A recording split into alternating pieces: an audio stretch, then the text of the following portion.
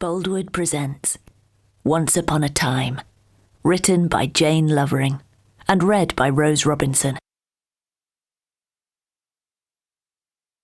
Chapter 1. There was a pig in the kitchen, with its trotters on the table and its snout in the fruit bowl. But this was fine. Well, maybe not fine. I wasn't happy about it, but at least the pig was a known quantity. The man, on the other hand, standing watching the pig eat a satsuma, was not. "There's a pig in here," he said, as though observing a strange scientific phenomenon. "Eating an orange."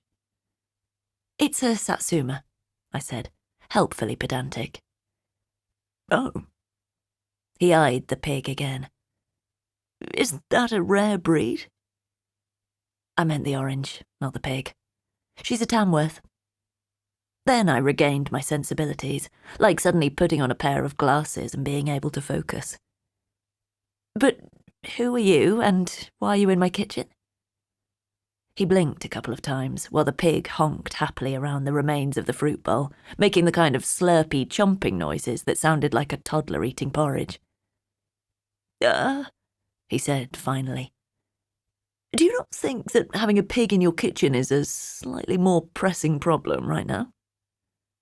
"Probably." I stared at the pig again. She was happily snaffling down the last of the fruit with one eye rolled towards me to check whether I was about to eject her with a broom handle. "But I can handle the pig. It's you I'm questioning. Who are you?" The man, who now looked a little uncertain himself about who he was and why he was here, blinked again. "I came about the job, but I seem to be caught up in a cartoon. Why is there a pig in the kitchen?" "Someone left the gate open, I expect." "What job?" I put my hands on my hips in an inquisitorial stance and ignored the issue of the pig. It wasn't unheard of for various animals to infiltrate the house. The kitchen door was always open because the kitchen was also my office, and I needed to be alert to customers driving into the gardens. It had never been the pig before, though. I was more used to a rabbit or guinea pig intrusion, but the oddness of this situation being pointed out by a strange man was not welcome.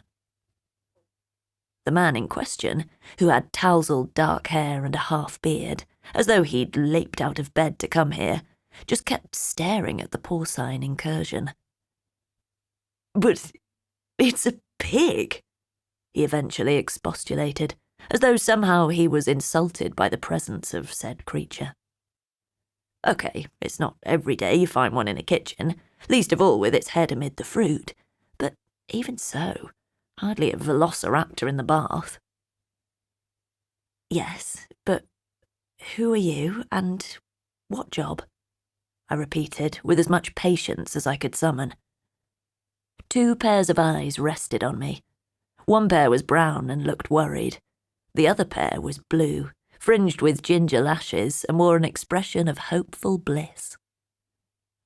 "And you can bugger off," I addressed the sow. "You're not getting anything else." I got a wet nose blow of a noise in reply, and she rotated on her haunches, dropped from her snuffle examination of the table, and trotted out, delicate as a duchess in stilettos, over the flagstones back to the yard, where noises of incipient pig recapture were going on.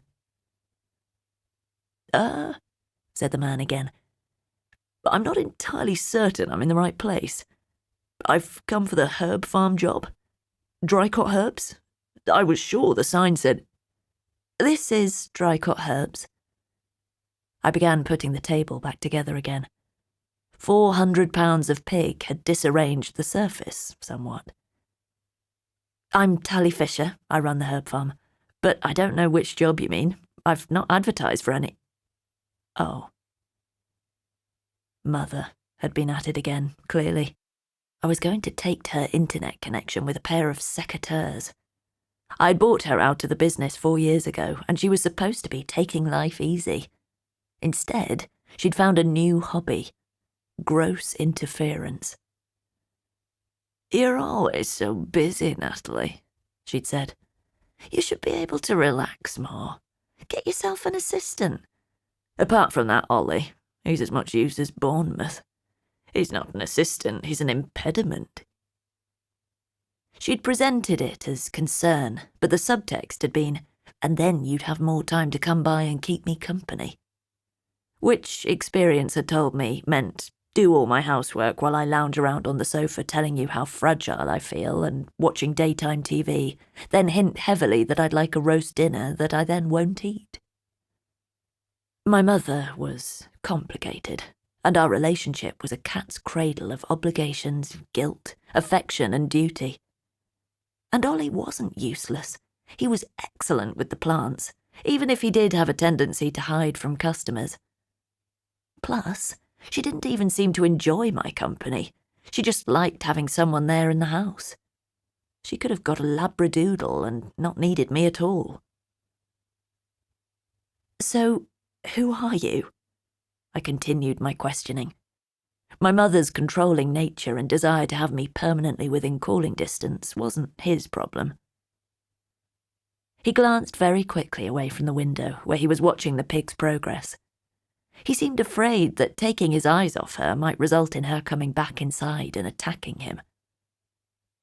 My name is Zeb, short for Zebedee, and I've heard all the magic roundabout jokes already, thank you. Zebedee Macaulay Wilson. I've just moved to Yorkshire, and I'm looking for a creative kind of job that I can do part-time alongside my online work.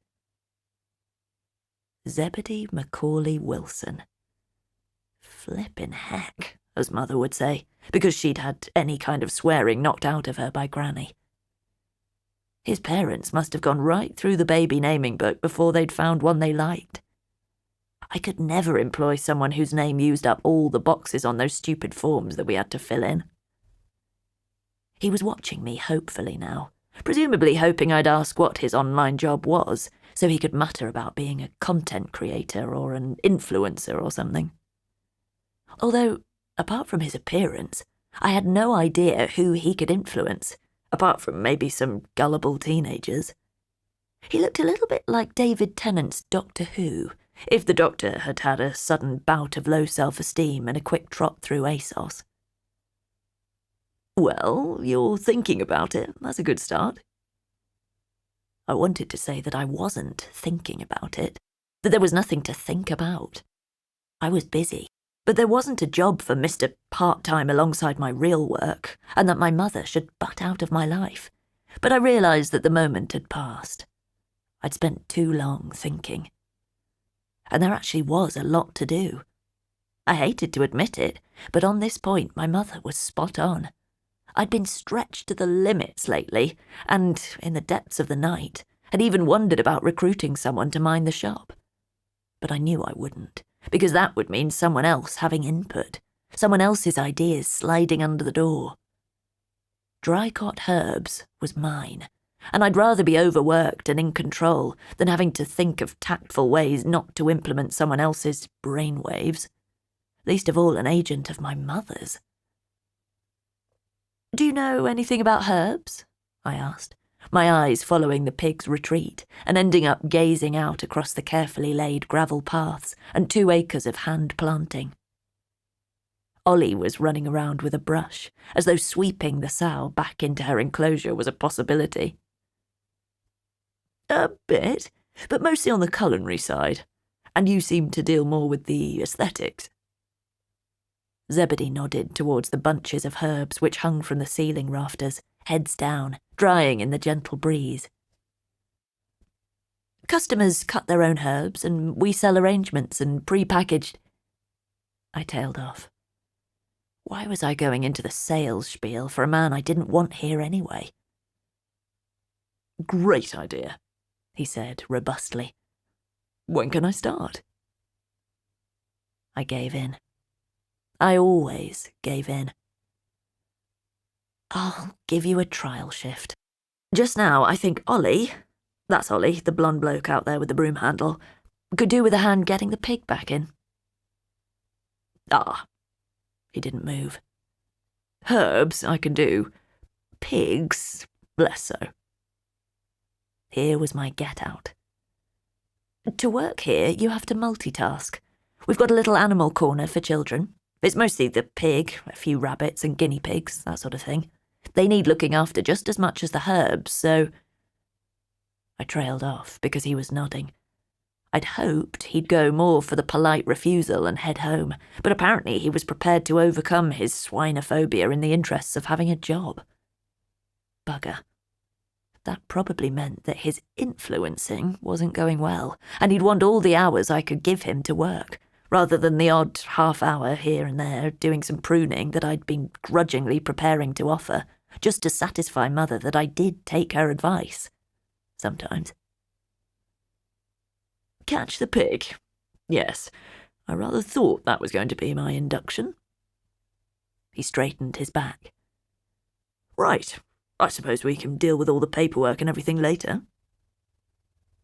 Again, I looked out on my sunlit acres. The pig was calmly snuffling her way across a path, having heavily trampled the variegated sage on her way towards the far more fragile fennel bed. The air was filled with the scent of crushed stuffing and the cries of foiled recapture. Thankfully, the main gate to the road was closed, and the stone walls which surrounded the gardens were 10 feet high, and enough to withstand even a pig that had watched the Great Escape. Yes, I said weakly. I suppose so. Chapter 2. The catmint was in full flower, trailing gracefully over the gravelled path in buoyant swathes, as though in a passionate but thwarted relationship with the pineapple mint in the opposite bed. I cut an armful, ignoring the pungent smell. The little purple and white flowers and the dusty green leaves made a good backdrop for bouquets, and there was always a market for the bunches I made up, a woven mass of flower and decorative foliage that we sold from the polished galvanized buckets neatly lined up by the fence. I straightened up, resting the dots of nodding heads against my forearm, and looked out across the garden. To my left was the tiny cottage where I lived and worked, and on the right, the old stables which I'd converted into the shop area. Their rooflines were dipped and buckled with the contours of aged beams echoing the line of the moors which embraced our little enterprise in its valley like a burly chef's arm encircling a mixing bowl. Apart from the wonky roofline and the encircling moorland hills, everything else was geometric. Herb beds were divided by well-ordered pathways and trimmed box edging, as though the Tudors had gone down market and now lived in a 2-up, 2-down, but had kept the gardeners on. The pet barn was straight and true in all its corrugated roofed glory, the fencing and walling so horizontal that you could have danced the samba along the coping stones. Everything was neat, everything was tidy. Apart from the herbs, and I cut those a lot of slack, because flouncing and flopping over the gravel like drunken bridesmaids was what they did at this time of year. Over at the far side of the acres, our reluctant recruit, Zeb, had been put to work by Ollie, and the pair of them were clearing weeds from the saxifrage, Ollie's blonde head bent next to Zeb's dark, untidy one. Ollie was explaining something. I could see his mouth moving in his almost constant stream of monologue, to which Zeb appeared to have adjusted, judging by his head-down occasional nod. I watched them work for a few moments. It really didn't take 2 people to weed, and I wondered again at my mother's presumption in advertising a job that didn't exist. But then, that was my mother all over. I tucked the Nepeta further into my arms, letting its smell of musty mint float by me. No, it didn't take 2 to weed, but I knew I really could do with someone to help with the sales side, a dichotomy I was trying to get my head around. Zeb seemed to have been accepted by Ollie. He seemed keen to work. Maybe I could find a slot for him. He might not be the kind of person to have ideas. He seemed, like Ollie, content to work without expressing opinions on how things were done, so perhaps I could use him as just another pair of hands around the place for now.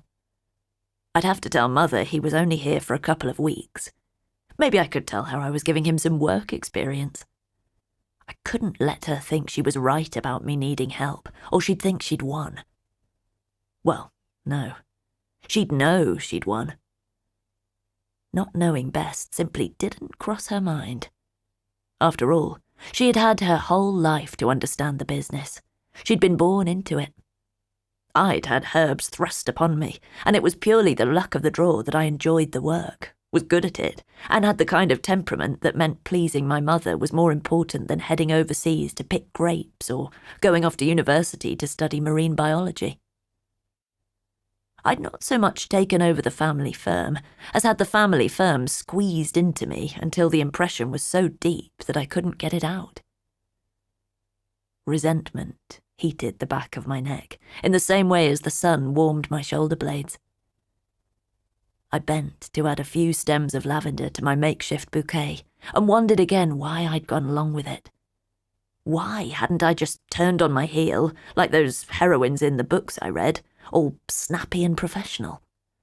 Why hadn't I told Zeb that there wasn't a job and held the door ajar for him to push past me, offended and annoyed in a macho way? Why hadn't I rung Mother and snapped out a stream of unanswerable questions? I'd bought her out of the business. Why did she think that there was any need for her to interfere anymore? Why did she not consider me a grown woman who could run my own affairs? Why couldn't I tell her anything? The mental picture broke down about there. Whilst I could imagine dismissing Zeb, after all, I didn't know the man, the mental image of offending my mother went all wobbly and pixelated, like the TV in the cottage when the weather was bad, accompanied by a sense of dread. I looked back over at the slightly untidy and lanky dark figure, now hunched over some stubborn couch grass. I didn't want him here, but I needed him, and my mother knew it, and that made me itchy somewhere inside. She had no right to make decisions for me. She was still, despite 4 years of my sole ownership, trying to hang on to control over Dricot. Then, to stop myself from thinking about my mother, I tried to imagine telling Zebedee he could only stay for a few days, a fortnight at most. He'd be fine about it, I was sure. I'd have grounds, too.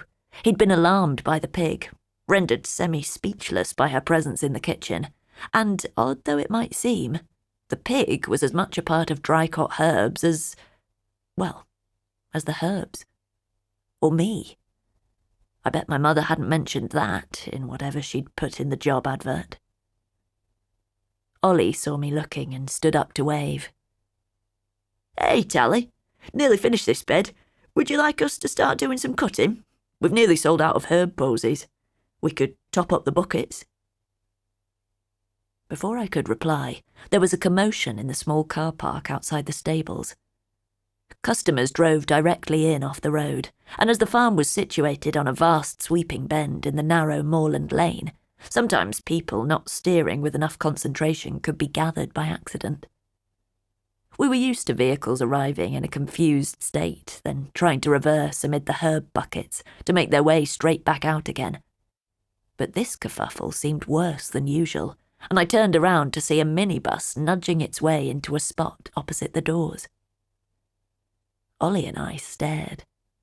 High summer meant that we generally expected a glut of customers coming and going, but a minibus was a new one on us. Herb lovers aren't usually the coach trip type. The bus door opened, and there was a gradual procession of people getting out, all of which was too much for Ollie. He bolted, heading off to the compost corner to busy himself with tidying and turning the compost heaps, while Zeb watched his sudden retreat from the saxifrage with a startled expression. The bus continued to disgorge passengers until they were crowded in the car park, a collection of long hair, embroidered jackets, tight jeans and flapping skirts, as though the 1960s had come on an outing. Overhead, swifts screamed in dark streaks across the sky above our heads, darting their way into their nests under the eaves of the old stables, intent on feeding their newly hatched young. Several of the new arrivals ducked, which told me they were unused to the countryside, although their clothing had already given me the heads up that they weren't exactly expecting the pig snuffling over her gate in their direction, or the bunches of herbs grouped in buckets outside the shop. They all looked baffled and a bit shell-shocked. Maybe it had been a white-knuckle minibus ride.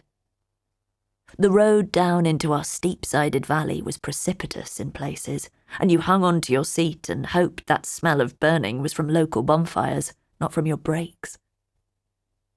Zeb glanced over at me, then back in the direction that Ollie had taken. Ollie himself was now invisible. Most likely he was crouching down behind the bins. Zeb's expression was still registering the same shock as it had when he'd encountered the pig, probably wondering what the hell he'd let himself in for, working for someone who hadn't even wanted a worker and with a workmate who either monologued for Britain or ran away. You didn't get this sort of thing from influencing. "Hi there." An older man, long greying hair gathered into an unwise ponytail, who seemed to be in charge of the ragtag group of visitors, saw me and approached. "Who's in charge around here?" I saw him look towards Zeb, then back at me again, clearly not wanting to assume, but assuming pretty bloody hard that it must be a man. I stepped forward. "Me, I am. Tally Fisher. I run Drycott Herbs. Mr.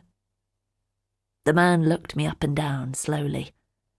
It was an assessing look, with widening eyes and a slight smile. Not sexual, not leering, which was just as well, as he had to be in his 50s, and well-preserved he may be, but I was not about to be lectured at. "I'm Simon Welbury." He said it as though I should know who he was. I didn't, so I just stared. My catmint drooped.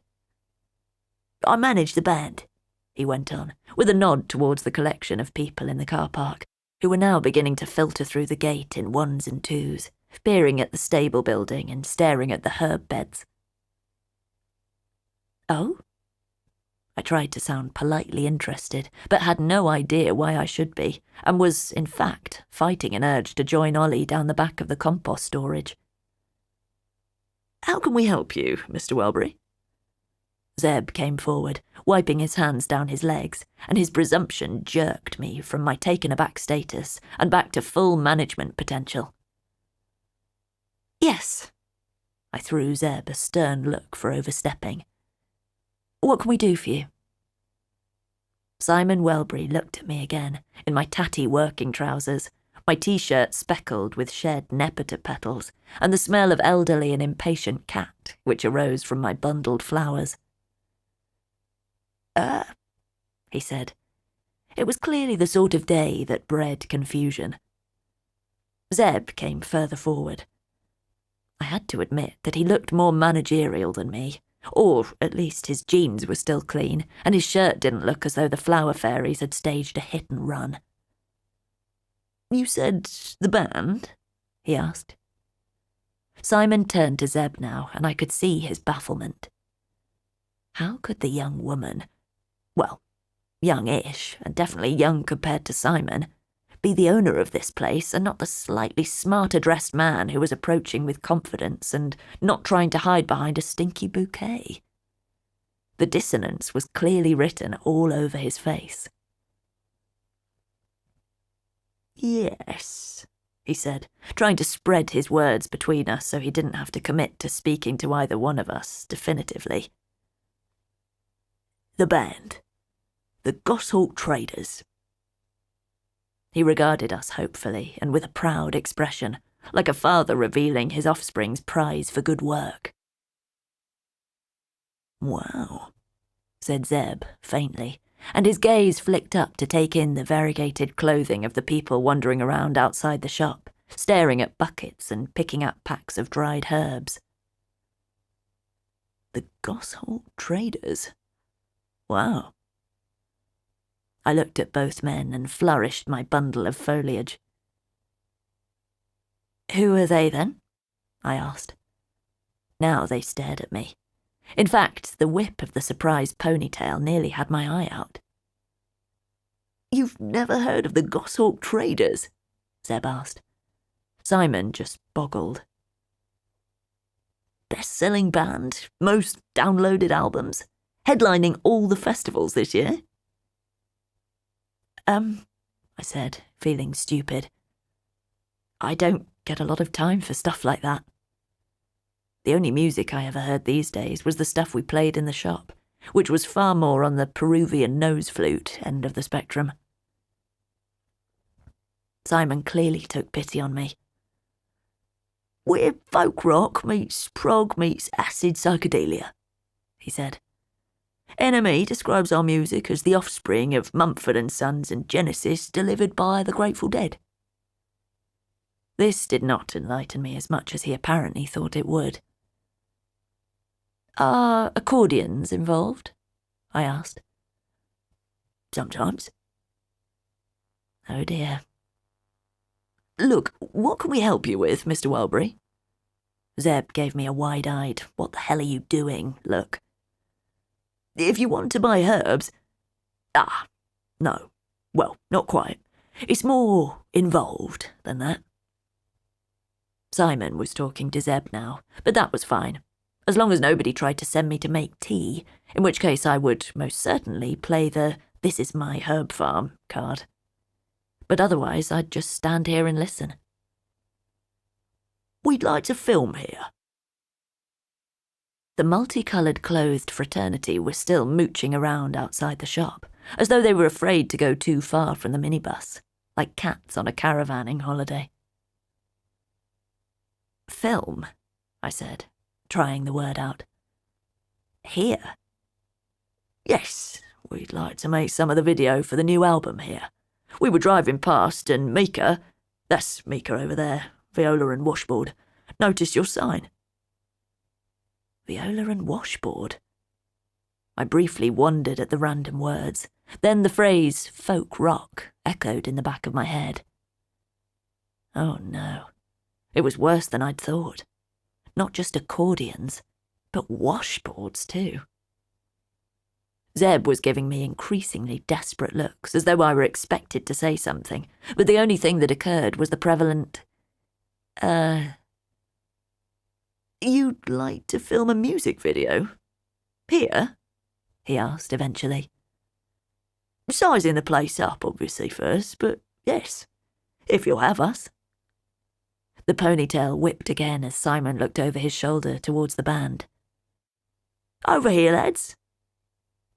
Well, that's... I began. How much? Zeb waded in. I mean, obviously you'd want exclusive use of the garden and parking, so there would be substantial cost to the business. He gave me another wide-eyed look.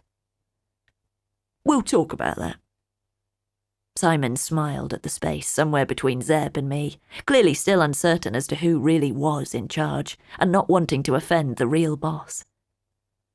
If the guys approve the place, we'll just have a bit of a walk around, size the surroundings up, that sort of thing.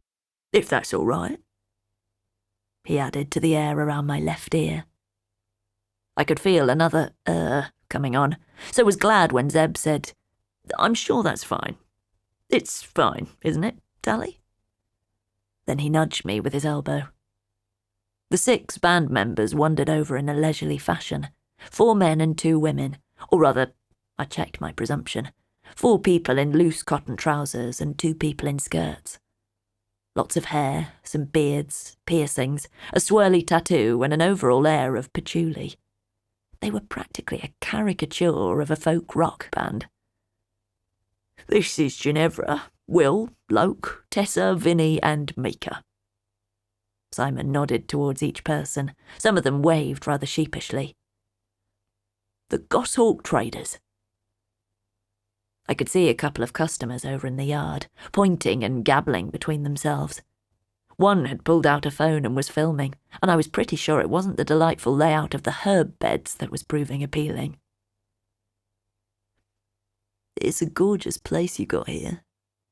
This was Mika, a man with lavish dark hair swept back over the shoulders of a tailored jacket, an image of urbane male ruined by the baggy harem pants he was wearing. Oh, yes. Now he looked at me directly, and I felt suddenly scruffier, smaller, hotter, and as though I'd gained about 4 stone while standing here. You're the owner, right? He had very bright eyes, I noticed. Very bright and very dark, with long eyelashes that looked as though they were coated in mascara, which of course they very well might be. He smiled, and I got hotter. Yes, I said, vocabulary battling in my throat to force back the that was struggling to get out, and making my voice higher pitched than usual. Yes, that's me. He plays the washboard, the sensible part of my mind said. The washboard. But the nonsensible part of my mind, the part that was busy reacting to the knowing eyes and the high cheekbones, was shouting louder. This man was beautiful, and he was talking to me. Amazing, said the amazing man, and then the whole troop, followed by Simon, set off for a wander around the perimeter walls, exclaiming and touching and sniffing, hems scraping gravel as they went, and depositing little backwashes of grit in their wake. What is wrong with you? Zeb said. I tore my eyes away from the passage of the group and turned to him. Me? What's wrong with me? You've been here 5 minutes, I haven't even filled the forms in yet, and you're coming over all Earl of Grantham. You are here to do some part-time weeding, and you think you can tell me? I tailed off. Zeb was shaking his head. I'm sorry, he said, hustling me by the elbow, until we stood in the shelter of the Malva Sylvestris. I told you a bit of a fib earlier. I'm not here for a part-time job. Some of the generalised irritation I'd been working up towards my mother evaporated. For once, this didn't look as though I could quietly lay blame at her door. Which is just as well because, as I told you, I didn't advertise one. Zeb continued to stare at me, as though it was supposed to be obvious why he'd come, and I just wasn't getting it. Okay, so why are you here? And if it's anything to do with HMRC, I can tell you now that my tax returns are regular and squeaky clean. Zeb, with his floppy, half-spiked hair, who did not look like anyone the tax office would send on an investigation, gave me a pursed lips look. That remains to be seen, he said darkly. No, I actually run a business consultancy agency. Still quite small, but I'm picking up business, and some of the business I picked up is yours. My mind was freewheeling. Over in the car park, I could see more cars pouring in, and I felt a momentary lift of the spirits, until I noted that all the occupants were training their attention on the band members, now standing at the junction of the radiating paths, where a small bog garden was green and lush. It was also full of froglets, but they didn't seem to have noticed these, because there was a certain amount of posing going on. I took a deep breath. My mother, I said flatly. I don't know about that, but I've been hired for a month by a Mrs. Amanda Fisher to raise the profile and turnover of the business. I stared over to where the goshawk traders were being stalked around the garden by a mob of phone-wielding people, and wondered whether my mother had influence in surprising spheres. And this sort of thing is exactly what you should be going for, Zeb continued, opening up to a wider marketing opportunity. Above us, the mallow shook its leaves in a shiver of breeze. There was a sudden puff of scent, carried on the same breeze, from the lavender and thyme which were flowering nearby. A soft scent, one which carried memory, of helping my grandmother to cut herbs, the smell of the sheets on my bed rinsed in lavender water to help me sleep. I bought her out, I said. She still draws a small amount of money from the business, but overall it's mine.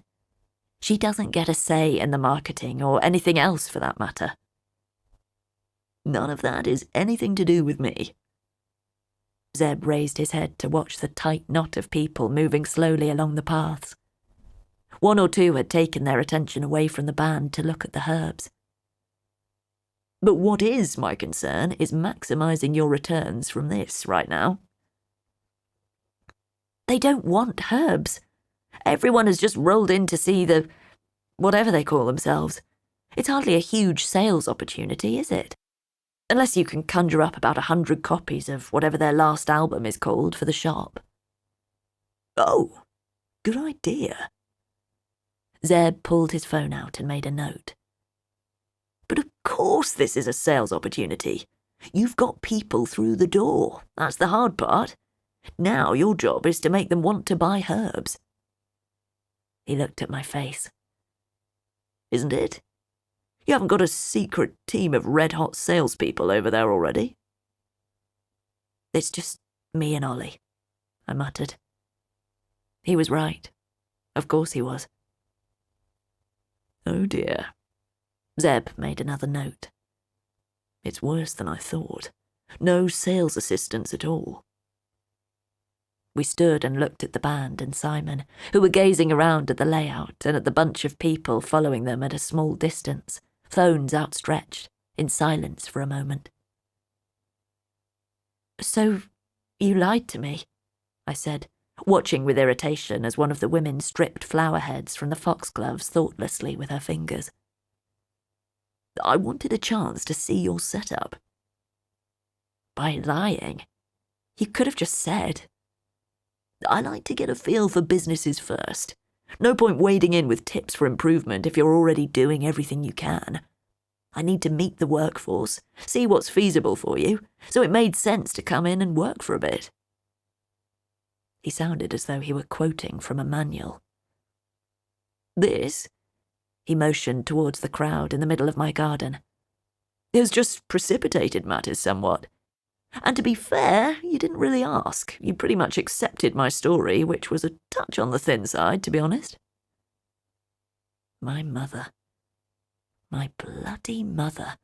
Interfering again with a business that was nothing to do with her, other than her receiving a percentage of the profits, which was what we'd agreed when I'd bought her out.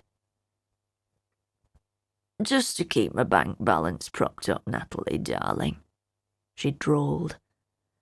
I need a little bit extra, you know that.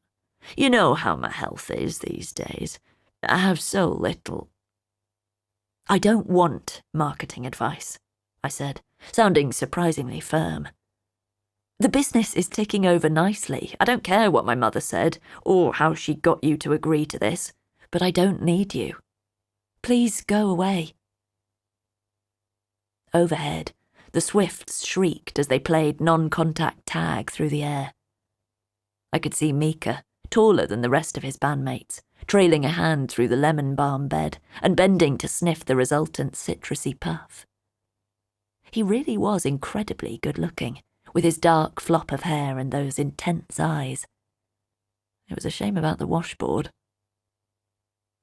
Mika looked towards where Zeb and I were standing amid the falling mallow blossoms, almost as though we were trying to blend into the background. Even from 2 acres away, I could feel his eyes on me. I didn't know whether it was best to turn away and pretend not to see him, or keep looking in his direction but pretend not to be able to see him. It was too late to do either.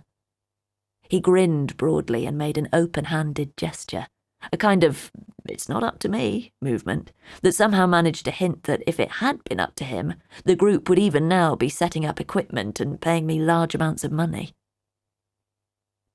I suppose, I added grudgingly, it would be a good earning opportunity if they filmed here. Zeb flicked me a look I saw out of the corner of my eye. I hoped he couldn't tell that I was watching Mika walk along the final path, only half my mind on the empty patch where Ollie had recently dug out some parsley that had bolted. The seed heads were hanging in my kitchen now with paper bags collecting the falling seed, and we'd meant to fill the gap with more mint, but hadn't got around to it yet. You're fired, I said, almost dreamily to Zeb, and then wandered off across to the shop to serve any potential customers that might result from this incursion. It was just incidental that it would give me a better view of the band. Mika, especially, my treacherous brain whispered, getting back on their bus. Chapter 3. The cottage was quiet. That was one thing you could say about it. It was also tiny, inconveniently laid out, prone to leaks and ridiculously creaky in high winds. But definitely quiet, particularly after dark, when the gates were locked and I could sit in my kitchen alone, smelling the summer scents of the herbs beyond the open door and listening to the scuffle in the beams above that I was very afraid might be mice. I sat in the battered old armchair that had been Granny's, slumped over my knees with my head in my hands. I was supposed to be working, supposed to be filling in forms and checking out seed catalogues, but my laptop was on the floor beside the chair, its screen blank. I kept coming back to Mother, thinking she could hire me a marketing person without even mentioning it to me. I knew what she'd say, though. "Oh, Natalie, you know I'd love to be more involved with the business, but my health won't let me, so I thought I could help you out this way." There was no point in even raising it with her. No point in asking anything or telling her that the business was mine now, that she had no right to interfere, even if she thought she was being helpful. There was absolutely no point. She'd laugh, brush me off, ask me to make her a cup of tea or pop to the shop for her. She'd avoid, deny, only talk about superficial things all the way through a conversation until I lost the desire to find answers. Or she'd be upset, seemingly appalled at my treachery at not wanting her help, and she'd take to her bed for a fortnight. I rocked forwards over my knees a bit further. "Granny, what do I do?" I said aloud. As usual, the shade of my grandmother remained silent on the subject, unless she was making her views known through the furtive rustling of rodent feet along the beams, and I couldn't decipher anything meaningful from that, other than that I probably ought to put the biscuits in tins rather than leave the packets on the worktop. A car rattled along the lane past the gardens, slowed, and began the half-turn in through the gateway, arrested when it came up against the locked main gate. Well, what did they expect? It was 9:30 and dark. How many pick-your-own-herb places would still be open at this time of night?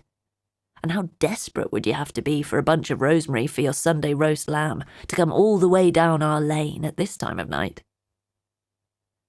I continued to stare, unfocused, at my knees. The evening air was doing its job of ironing out the stresses of the day, with wind-borne wafts from the lavender bed, undercut with the astringent smell from the fennel, which hadn't recovered from the earlier pig attack and was going to need patching up. Tomorrow. I could do it tomorrow. Today was over, and all that remained was a hot shower and to tip into my bed in the little back room upstairs. Yes, as soon as I could muster the energy, I'd get up and go to bed. As I tried to persuade myself to get out of the chair and head upstairs, there was a rattle at the gate. Thieves? I jerked my head up. The shop was locked up, the till empty, and the hefty padlocks around the place were normally enough to deter casual snatchers. Unless someone was really desperate to gussy up their roast, nobody would come over the gate among the herbs, not in the dark. But someone was. That sound was the weight of a person climbing the gate into the garden. One advantage of having grown up here was knowing every individual squeak and jingle it could make, and that noise was very definitely the gate dipping on its hinges as someone climbed up, followed by the squeal of rusty iron as the gate rebounded. They'd come right over. Any second now. Yes, there was the slight crunch of the gravel beneath footsteps. There was no way to approach the cottage silently, unless you came directly over the herbs, and that was asking for a broken ankle and some embarrassing questions when you were found face down and groaning in the sage bed. I stood up and threw the switch by the back door. Instantly, the whole garden was flooded with enough light to read small print by. Every flower head stood stark against the darkness, every leaf arrested as though the light was glue, sticking them to the night. Big Pig snorted, her sleep disturbed up in the barn, and some of the guinea pigs squeaked hopefully. In case this had been a sudden dawn. In the middle of the garden, one leg raised in the act of picking his way forward, was Zebedee Macaulay Wilson. He'd thrown his arm up over his eyes to shield his vision from the blinding levels of light, and was also fixed in place by the sudden illumination. He looked like a scarecrow that couldn't look a rook in the eye. I stood by the open door and watched him cautiously drop his arm, blink a few times, and then, adjusting to the light levels, see me. "Can you turn it off?" "I can, but I'm not going to," I replied, folding my arms in what I hoped was a matter-of-fact way. I didn't go quite so far as to lean nonchalantly against the door behind me, though. I wasn't quite that good an actor, and my heart was still pounding at the sight of someone in the garden after dark. "Okay."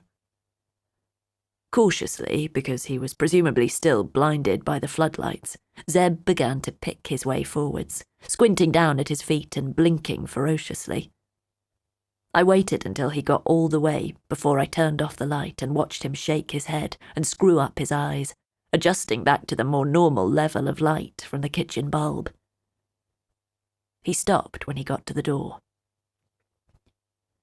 "May I come in?" "What for?" He looked past me into the kitchen. "To talk about what we do next." I reached out and pulled the door closed, so its solidity was at my back. "There is no next. I fired you, remember?" He'd been gone when I'd returned from selling a few bunches of herbs to some guilty-looking customers who'd obviously only turned up to see the Goshawk traders. At least they'd bought something. The band had just got back onto the bus and gone. My eager eyes had sought out Mika, but he didn't look back at me as they drove away. He'd been involved in conversation with someone I couldn't see, and I'd been flustered and overheated and forgotten the price of the sprayed Angelica heads. But at least the contrast had been nice and quiet, and once Ollie had been persuaded out from the compost corner, it had been a pleasant remainder of the day. "You can't fire me.